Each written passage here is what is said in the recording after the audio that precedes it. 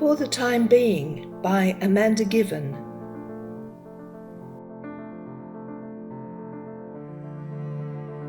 This is a novel about the discovery of age.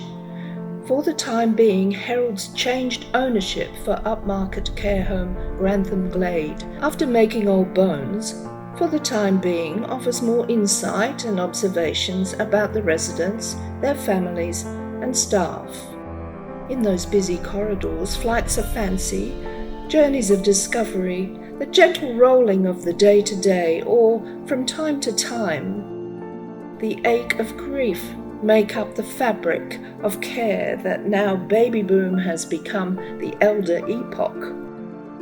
Springtime sees burgeoning of business for the owners and some of the staff, with an uplift in the spirits of residents who have made or have been made to regard Grantham Glade as their home. In the beginning of this new year, under its very, very corporate mantle, Grantham Glade has been startled by a fate that is possibly more difficult to imagine than death, when it is discovered that someone has gone missing.